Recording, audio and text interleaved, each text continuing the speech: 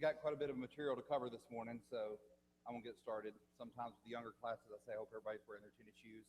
We got a lot of ground to cover today. But again, not as much as Mike had to cover Wednesday night. All right, so as we're talking about Moses and the giving of the book of Deuteronomy, what is Moses trying to accomplish with the giving of this book, with these speeches?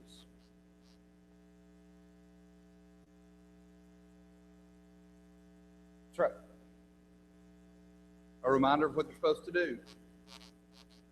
Yeah. Don't fear. Yeah.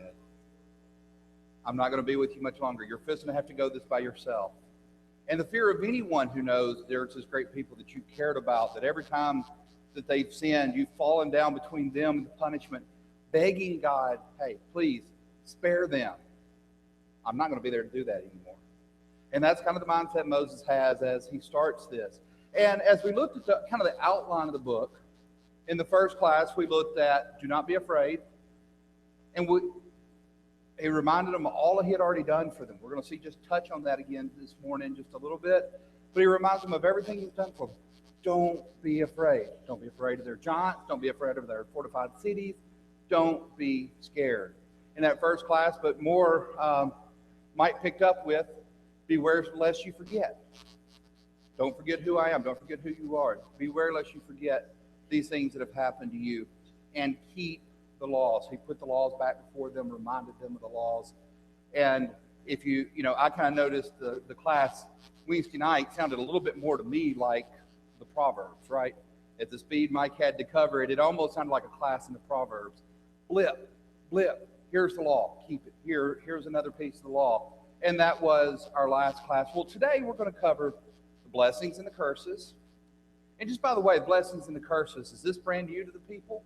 Have they heard this before? Where at? Put you on the spot. About Leviticus, about chapter 26 for us. Now, they wouldn't have thought of it as Leviticus 26. But here he is, reminding the people again, the blessings and the curses. We're going to remind them of the covenant that they've entered into. The basic covenant we've been talking about all along is what? I will be your God if you will be my people. And when we start looking at this, and as you look at the book of Deuteronomy, look at the number of times that little two-letter word, if, is there. If you will keep my commands, I'll do these things for you. All of these great things, all these blessings will happen if you're obedient, if you keep my commands, if you do the things that you were told to do.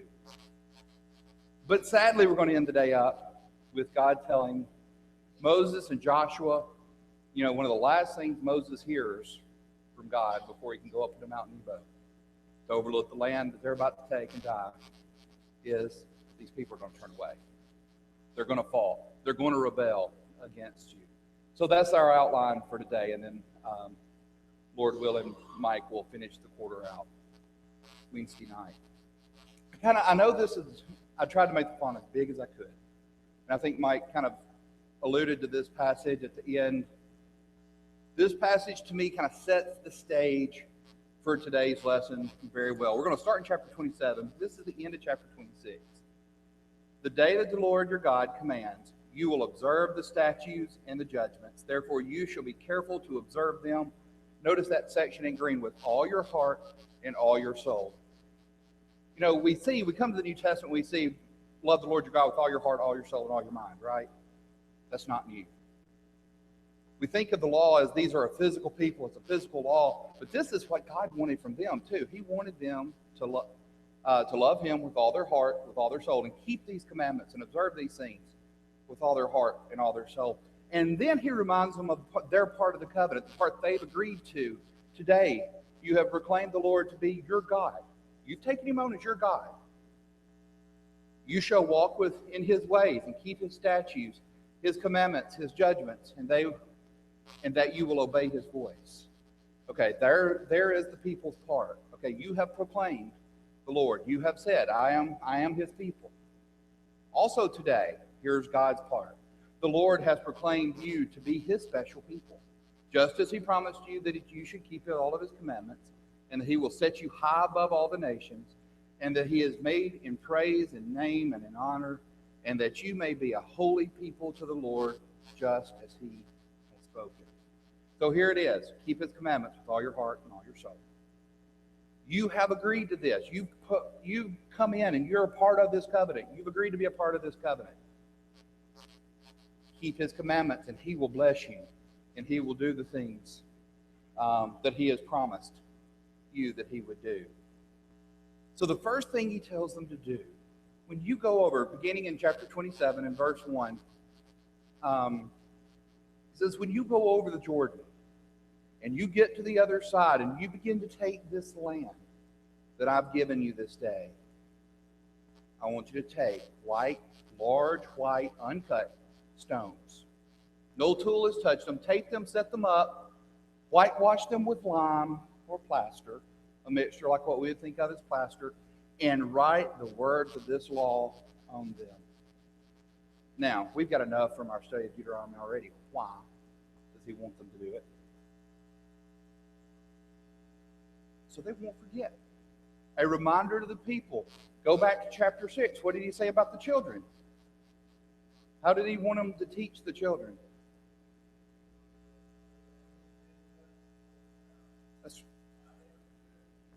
It is frontlets between your eyes. Talk about it when you lay down, when you get up, on the doorpost as you're going in and out of the house. Everywhere about you, surround yourself with this law. And this continues as they go over to cross over Jordan. They're to take 12 stones, set them up as they cross in. I won't get too far into the next quarter, but set it up when they cross the land. And why was it they were supposed to stack those stones up?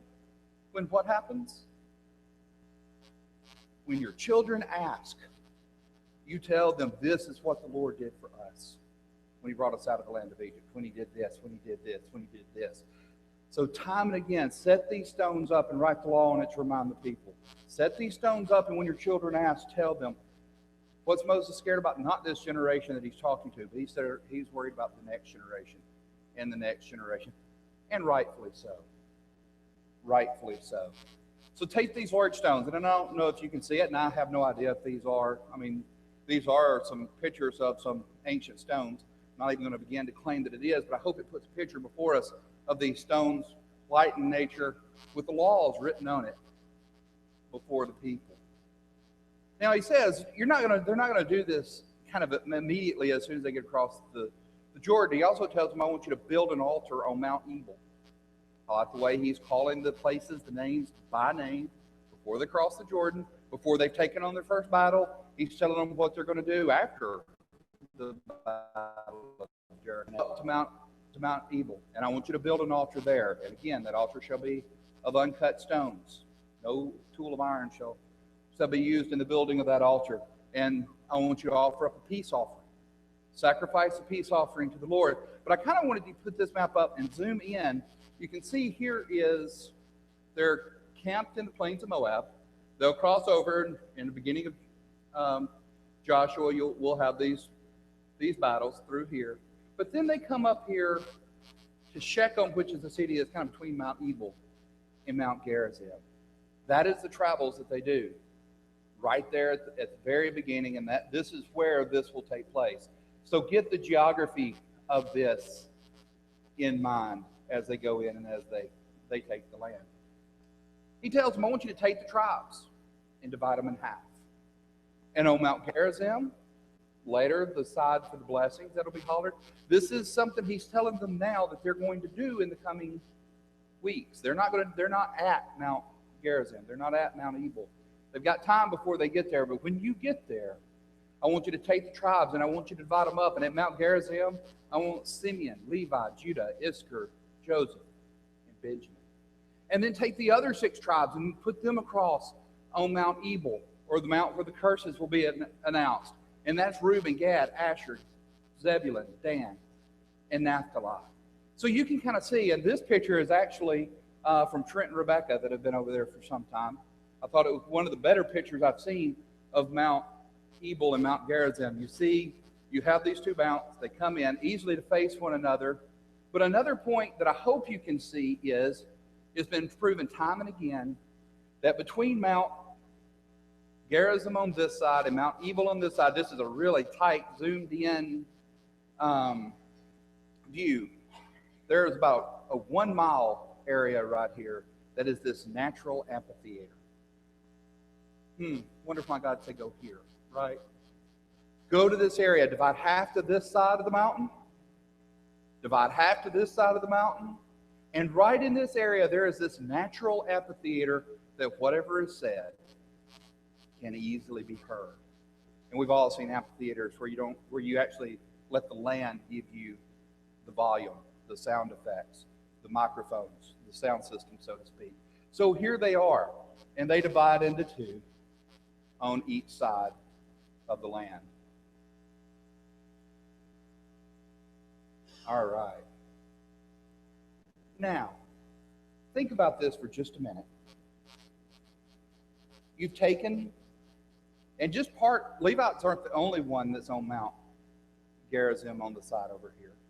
Levites is just one of the other 6 tribes that's on this side. But he says when you get there, one of the things I want you to do is I want the Levites to read out these curses and let all the peoples say amen.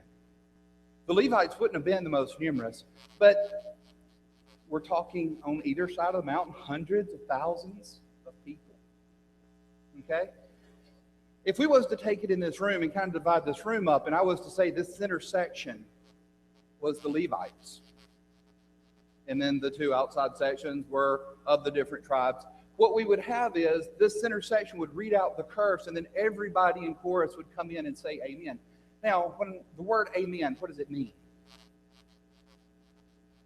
So be it. Let it be. So when the curse is read, and the people as a whole say, so be it, let it be, what's happening here? What's going on? Is that out? They're confirming it. Unity. Can they go back later and complain when one of these curses come upon them? When I say let it be, I affirm, yes, that is true, and then later I commit one of these things and the curse falls upon me.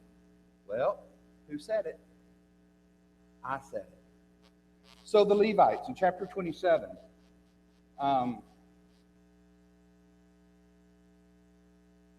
picking up in about verse 15. Think about how it would have sounded as the Levites from one side of this amphitheater would holler out with a very loud voice, "Cursed is the one who makes a carved and molded image, an abomination to the Lord, the work of the hands of the craftsman, and sets it up in secret. Cursed is that man." And the whole congregation would say amen. "Cursed is the one who mistreats his father or his mother." Amen. "Cursed is the one who moves his neighbor's landmark." And all the congregation would say amen. "Cursed is the one who would take this blind man and lead him off to astray." And the congregation would say amen. "Cursed is the one who would pervert justice, due a stranger, the fatherless, the widows, the ones that can't take care of themselves." And the congregation would say amen. "Cursed is the one who would lie with his father's wife." And the people would say amen. "Cursed is the one who would lie with any kind of animal." And the people would say amen. "Cursed is the one who would lie with his mother-in-law." Amen. "Cursed is the one who would attack his neighbor secretly." Amen. "Cursed is the one who would take a bribe to slay the innocent person." Amen. And lastly, in verse 26, "Cursed is the one who does not confirm all the words of this law." In other words, and everything else. And the people would say amen. So here we have it. It's been set before us. The curses has been placed. Do we know exactly what the curses are? Well, by the end of chapter 28, it's going to be a pretty grim picture that's painted before us. But at this point, whatever these curses are, they've been explained and they've been agreed upon. Again, covenant is 2 people. God has placed the covenant out there. We begin with, today it has been in your hearing, right? And you've agreed to this covenant. So you would have the curses proclaimed from one side of the mountain, but then just a raging amen from both sides as well. And this brings us to the blessings in chapter 28. In these first 14 verses of chapter 28, 3 times we see the word if. If you will obey. I talked about it in the entire book, but in this section, chapter 28 and verse 1, if you'll diligently obey the voice of the Lord. Verse 9, if you will keep the commandments. And then again in verse 13, if you heed the commandments of the Lord. Now, the blessings that he's going to talk about are pretty amazing. It would be hard-pressed to not feel really excited at the end of what God says, I'm going to give you. I'm going to give these things to you. Not only what I'm going to give to you, but these things are going to come upon you, and there's nothing you can do about it, right? These things are going to come upon you. They're going to overtake you because, why? You have obeyed the voice of the Lord. Now, just kind of as these verses go out, let it kind of sink in what is said. Blessed shall you be in the city and in the country. Nothing's left out. Blessed shall be the fruit of your body, the produce of your ground, the increase of your herd, the increase of your cattle, the offspring of your flocks, everything you have. Blessed shall be your basket and your kneading bowl. Blessed shall you be when you come in. Blessed shall you be when you go out. Your enemy is going to God will cause your enemy to come up and attack you from one way, and after you get through, he's going to flee 7. Right? Attack comes from one, you're going to attack back, and they will flee 7 ways before you. The Lord will command these blessings upon your storehouse and all which is set to your hand, and he will give you this blessing in the land that he has given you. Now, he's established this for you if you will keep his commandments. Verse 10, we actually see about the people in the world around them. They will be afraid. Now, that sounds like a small benefit, but just think about how great that benefit is. If you're going in and you're attacking, it's going to be war after war after war. Well, in Jericho, the people were terrified of them before they ever got there. Do you think that's a nice thing in battle? That these people are scared to death and terrified of you before you ever show up to start the battle. The battle's half won before you get there. And that's what he says will happen. Now, one of the things I see, and we're about to transition over to the curses, but is there a point that can be made? How many verses is given to the blessings? Same is true. I did go back and make sure. The same kind of ratio is true in Leviticus as well. 14 verses, 1 through 14, given to the blessings. Now, is there any way the people cannot look at this and be excited and think how great this is going to be? Blessed in every way in the city and the country, the kneading bowl, the fruit of their body. Their enemies are going to run from them. Anything you could dream of, they're saying, here it is. It's going to happen for you. But then 15 through 68 to the curses. Does God take both the good and the bad? Yes, he addresses both the good and the bad. But what might we glean from the volume of the verses for the curses versus the blessings? Blessings will be better. What might they need a little bit more of? Warning. Yeah, when you disobey. And we need to do that today. We need both the good and the bad. But you know what? We need a pretty heavy dose of the warnings of the curses that's going to come when we sin. And I think there's a point to be made about the sheer volume of verses. But at the very end of this section, and if you will look down in verse 13. He will make you the head and not the tail. I've read this. I can't tell you how many times in life I've read this, but this time that phrase just kind of jumped off the page at me and said, he will make you the head and not the tail. What imagery comes to your mind when you read, he'll make you the head, not the tail? He goes on to say, I'll put you above and not below. But what image does it bring to mind? You'll be the head and not the tail. I'm okay with silence.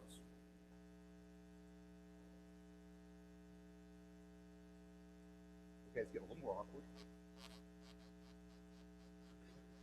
What picture does it paint for you? The head and not the head is in control. I have to say, first thing that comes to mind is some animal here, right? Is there any honor in being the tail? Is there any control in being the tail? I will make you head. I'll make you the head and not the tail.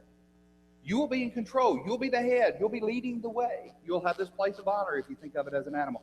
The place of honor versus the tail. We're going to get there in just a minute, but if you go on and look, and one of the things that I think it really caused it to jump off in verse 44, toward the end of this section on the curses, he actually says the opposite of this. He will be the head, and you will be the tail. If you disobey, and all these curses come upon you, then he will be your enemy, your he. The enemy is the he. He will be the head, and you will be the tail. To me, that draws a pretty vivid picture of something, kind of for him to summarize this at the end of his statements about, do I want to be the head or the tail? Right? If I'm here and I'm in the hearing, do I want to be the head or the tail? So here we have it, and we switch over into the curses. We've spent about 14 verses on the blessings that's going to come, and no one can doubt when the blessings are mentioned what it's going to be like. But for every curse, blessed shall you be in the city, blessed shall you be in the country, blessed shall be your baskets and your kneading bowls. If you look down at about verse 16, cursed shall you be in the city, cursed shall you be in the country, cursed shall be your basket and your kneading bowl, cursed shall be the fruit of your body and the produce of your land, the increase of your cattle, the offspring of your flock. Cursed shall it be when you come in and when you go out. Everything you do, you're coming in, you're going out, everything you accomplish to do, set out to do, is going to be cursed. Right? Everything you set out to do, if you obey God, is going to be blessed. It's going to increase tenfold. Everything you set out to do, if you don't obey God, is going to come to naught. You're going to be in more debt when you're done than when you started. And he continues. Talks about the plague. These plagues, verse 21, the plagues are going to cling to you, right? Kind of like Velcro or something that you just can't get off and throw away. These plagues, they're going to cling to you as you go through this time if you will not obey, if you will not hear. Your crops will fail. You will suffer the plagues and diseases. You'll die from fevers, infections, droughts.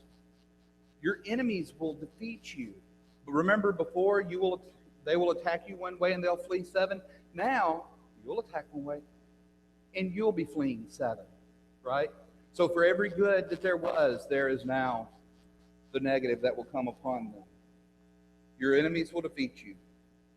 You will go insane with fear, anxieties, frustrations.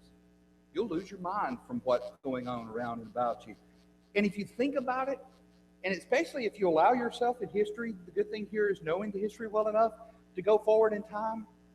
What was the condition right before each of these, Israel and Judah was taken captive? Think about how bleak the situation got, especially as we continue to go into these curses. You'll be engaged to a woman, but you will not go to bed with her. You will build a house. Somebody else is going to live in it. You will kill your oxen will be taken, they'll be killed, but you won't get to eat any of the meat that is going on there. Your sons and your daughters, they'll be given to a new people. They will no longer be your sons and daughters, but they will be given to a new people. And the imagery at the very end of this is scary, sad, and sickening. The most delicate of your men, or the most sensitive of your men, the man in your group that would do the absolute least to harm another person, he's going to turn. He's going to turn on his children. He's going to turn on his wife. The most delicate of the ladies, the one that is said that would not even put their feet to the sole of the ground. That's pretty delicate, right? The lady that wouldn't even take and step off on the ground and walk around. The most delicate of the ladies, they're going to turn on the husband that they love. The offspring, the children, to the point that the afterbirth, they're going to take it, they're going to hide the afterbirth after the child has been born. Why? They're that hungry in the siege. They have nothing to eat. So they're going to take the afterbirth and they're going to eat it. That's how bad this situation is going to be. They're going to hide and they're going to take and they're going to kill their children so that they can prepare the child as a meal and eat the child. How far we've come from the blessings and the curses, and how much we actually need to have these curses kind of put before us of how bad it will be. you will be taken away captive amongst your enemies. This is all going to happen. And who is in control? This point's going to be made in chapter 30 and 31 a whole lot more clear. But with all of these things, I've set before you the blessings, how great life can be, and the curses. Who controls what happens to them? God's in control. Exactly. If I put together the four things that I just heard there, God is in ultimate control of what's going to happen. But their choices is going to control whether it's the blessings or the curses. Now let's take a step back to all those amens they said. You've heard this section now about the curses. Now think back to everyone who mistreats his father or mother shall be cursed. Amen. Oh, wait. This is what you mean? This is kind of what we know to be the curses, Doug.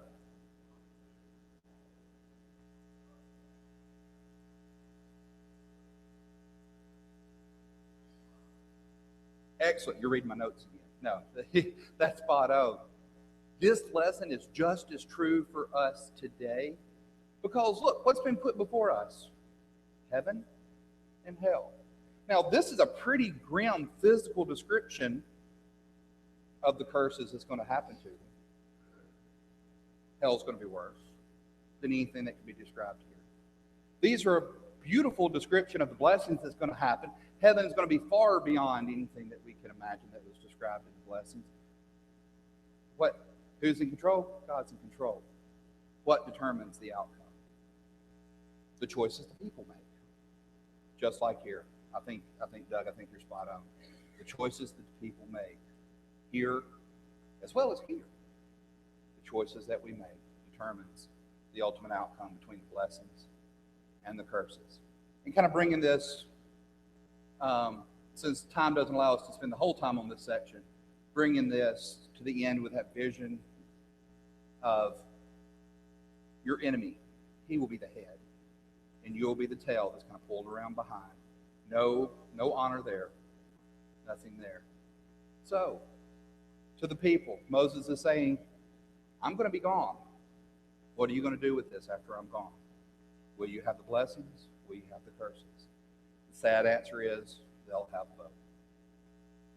But he goes directly out of this in chapter 29 into a section on the covenant.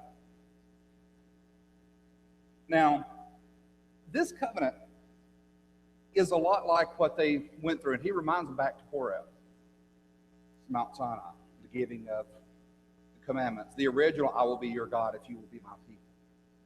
Now, this one has a tendency to be a little bit more about the land specifically.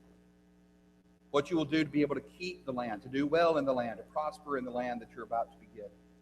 And again, they're about to undertake a pretty serious, they've had some war battle, some experience with war, but not a lot. They're about to go in and they're about to have war and battles, but they haven't had in the past.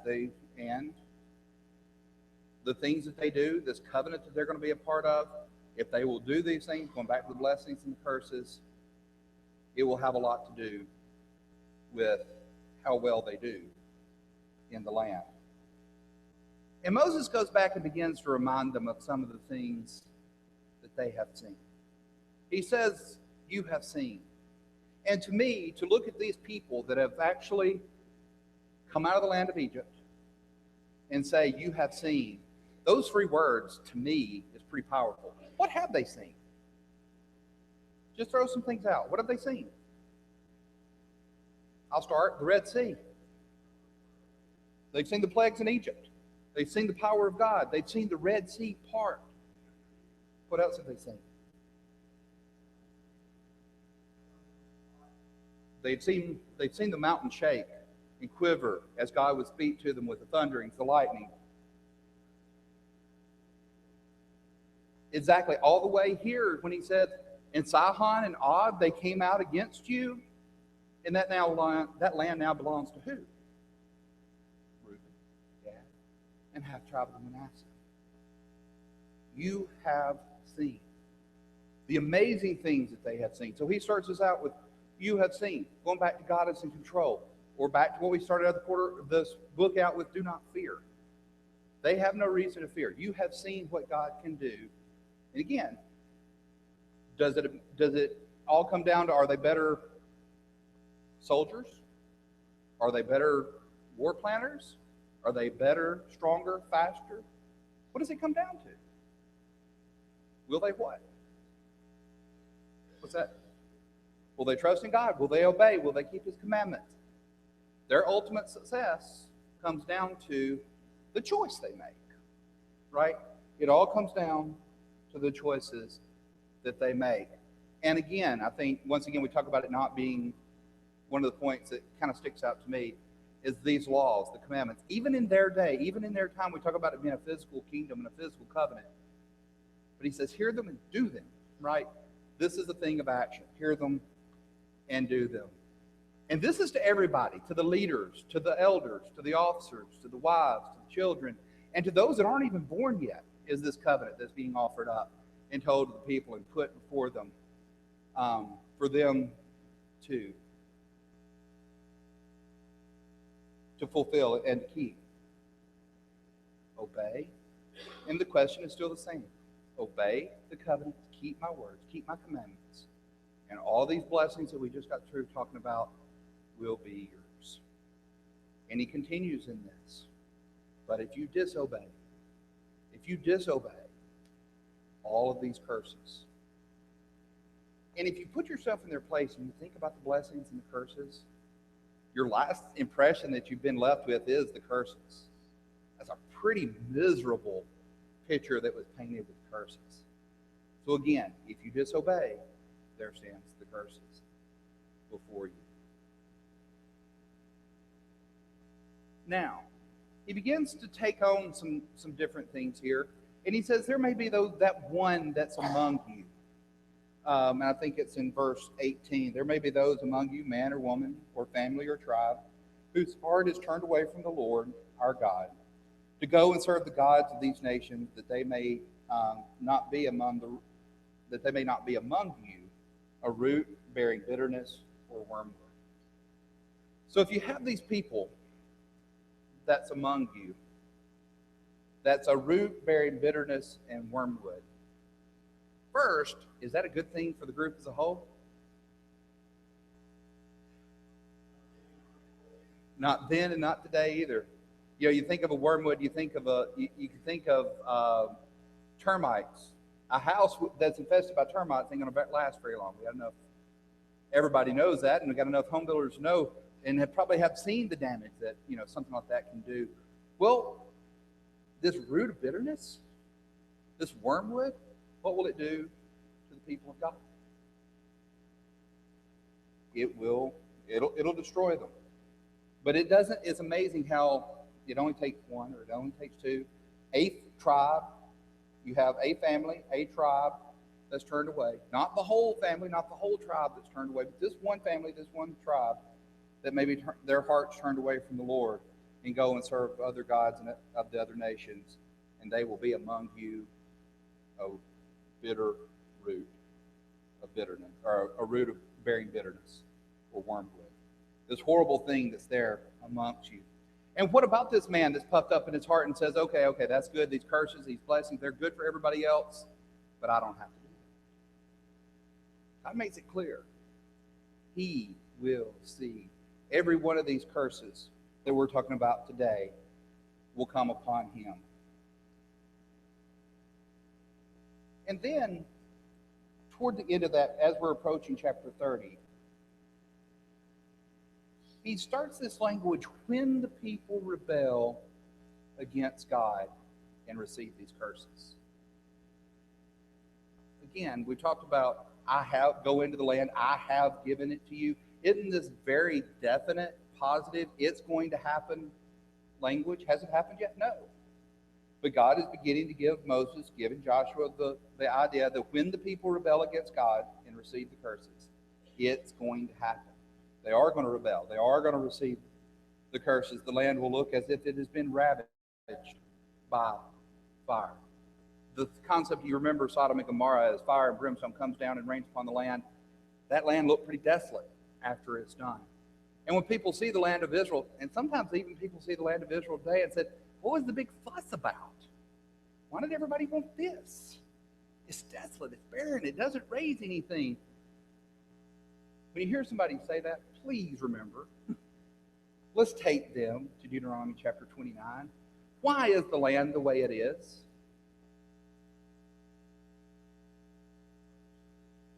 Disobedience. They got the curses. That's right. That land that was flowing with milk and honey, that was described as flowing by milk and honey by the spies, been repeated several times now as a land flowing with milk and honey that you're about to get, is going to be a land that people's going to look at and it's after fire, as if fire and brimstone had rained down on it, and say, what's up? What happened to this land? And the people are going to answer, what happened to this land is the people, God's people, they disobeyed. And he rejected them, and all the curses came upon this land.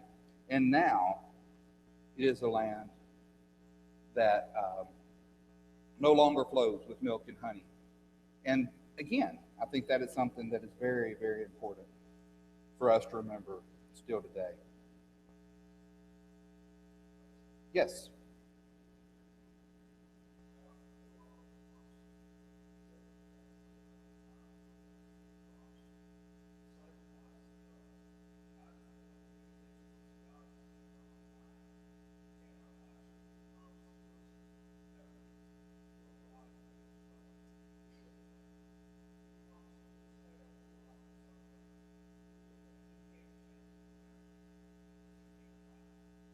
Excellent point.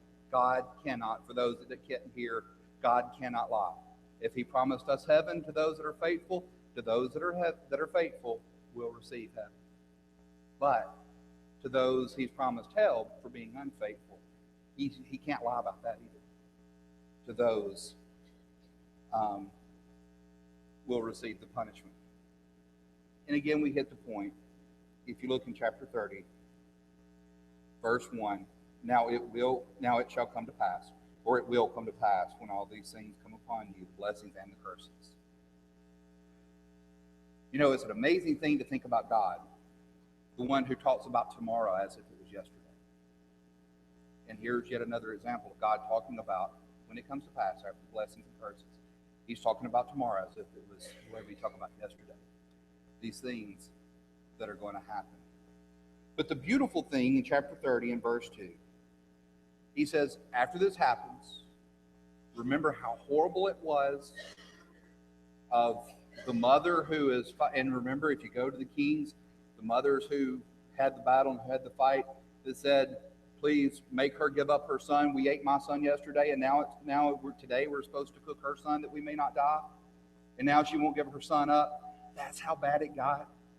Well, now it shall come to pass, right? He's talking about the future as if it was past.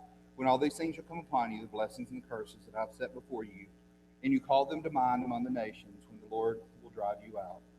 Verse 2, and you return to the Lord your God and obey his voice according to all that I command you today, and your children, with all your hearts and with all your soul. Okay, what are they doing here? Aren't they going full circle? They've turned, they've repented, they've gone away from God, they've received the curses, and here we have this people. They're doing what? They're repenting. And they're coming back to God with all their hearts and with all their souls. He says, to those people, I will bring them back from captivity. After all this has happened, you've gone into captivity. Is this something that the Jews are still looking forward to come in the future? Well, maybe some. Again, should they be? No. The things he's talking about here, this Jerusalem that is to come, again, after you've gone into captivity, I will bring you back. And he has done that. We can look to Ezra, we can look to Nehemiah, we can look to the returns that happen in the future. I'll have compassion on you, gather you from all the nations whom God has scattered you, and if you have been driven out from the farthest part under heaven, from there the God will gather you. No matter where you go, God can find you, and he will bring you back. And verse 6 is also a very pretty thing. And the Lord your God will circumcise your heart and the heart of your descendants to love the Lord your God with all your hearts, all your souls, that you may